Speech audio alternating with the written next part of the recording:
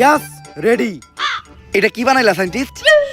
অনেক অল্প বয়সী পোলাপান নিজের বাম হাত ব্যবহার করিয়া তাদের শরীরের অনেক বড় ক্ষতি করে ফেলাইছে। এটা তাদের শরীরে ক্ষতিপূরণ করবো। সায়েন্টিস্ট, তাইলে এটা আমার একটা দেন। তোর তো হাতই নাই। হাত নাইতে কি হয়েছে? পাও তো আছে। কিন্তু স্যার, 5টা গবেষণা কেন্দ্রের কামটা কি? ওই নাসার মতো একই, বেশি ডিফারেন্স নাই। খালি নাসা রকেটে করে চাঁদে লোক পাঠায়, আর 5 ট্রাকে বেরে না তাকে মিছিলে লোক পাঠায়। এজেন্ট, তুমি হঠাৎ আমার কাছে কি মনে করিয়া? সায়েন্টিস্ট, দুনিয়া অনেক বড় বিপদে আছে। তুমি তো জানোই দুনিয়াতে তেল নাই, তেলের অভাবে বিদ্যুৎও নাই, ইন্টারনেট নাই, যোগাযোগের কোনো ব্যবস্থা নাই, যাতায়াতের কিছু নাই। তাই আমার এমন কিছু দরকার যেটা তেল আর বিদ্যুৎ ছাড়াও চলবো।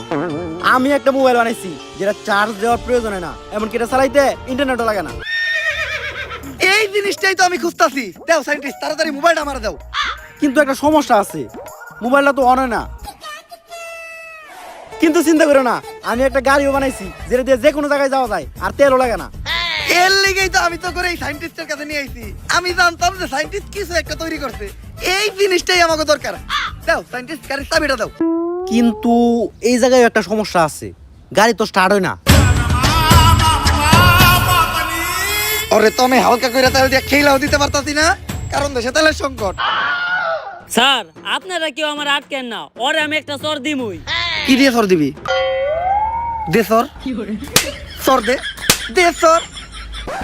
সায়েন্টিস্ট, বাংলাদেশের কোনো এক জায়গায় অফুরন্ত তেল লুকানো আছে, আর যে কোনো ভাবেই ওই তেলটা সবার আগে আমাকে খুঁজে বাই করতে হইব।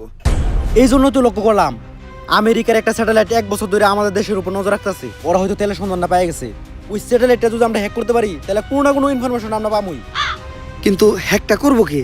আমার কাছে একজন হ্যাকার আছে, হ্যাকার লাবলু।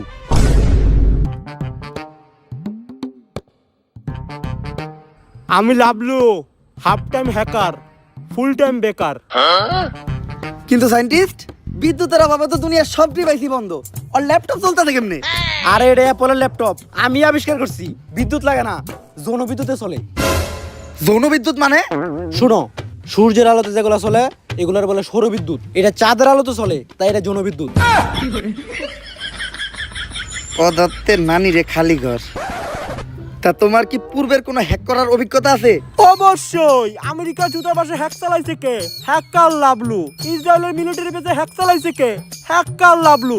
ওই ইরানের তরমুজ প্রণালী ওইটা হ্যাক করে বন্ধ করছে কে? এই হ্যাকার লাভলু। যাক, এত যে হ্যাক করছেন, কোনো ধরা টরা পড়েন নাই? আমার জীবনে আমি যতবার হ্যাক করছি ততবারই ধরা পড়ছি। তা ধরা খাওয়ার পর উনারা আপনার কোনো শাস্তি দেয় নাই? শাস্তি দেয় না মানে একবার তো আমার পাই কাটে লাইছে একটা। কই ভাই, আপনার 2 পাই তো ঠিক আছে। আরে বেটা 3 নাম্বার পা, মাঝখানেরটা। আহারে ভাই, আপনার দুঃখ তো আমার থেকেও বেশি। আমার হাত নাই তাই আমি মারতে পারি না, আপনার তো হাত থাকতেও মারতে পারেন না। বাট! ওরে তো হালকা করে তেল দিয়ে খেলাও দিতে পারতাছি না, কারণ দেশে তেলের সংকট। তাই এখন আপনি কোন বাংলাদেশের উপর থেকে আমেরিকার স্যাটেলাইটটা হ্যাক করতে পারবেন নাকি? আরে কয় কি, 100% পারমু না। তারপরও বাকি যে 1% আছে ওইটা আমি চেষ্টা করে দেখতাছি। 100% না পারার পরেও বাকি 1% থাকে কেমনে? তুই কি সায়েন্স নিয়ে পড়ছস? না। তাহলে বুঝবি না।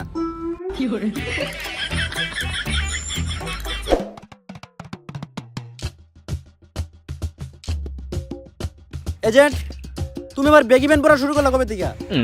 সায়েন্টিস্ট, সবাই কিনছে তাই সবার লগে তাল মিলানোর লেগে এই দেখিনছিলাম। কিন্তু দেখতে তো দেখা যায় একবারে মেঘো প্লাজোর মতো। সায়েন্টিস্ট, তোমার একটা কথা কই, কাউরে কইও না।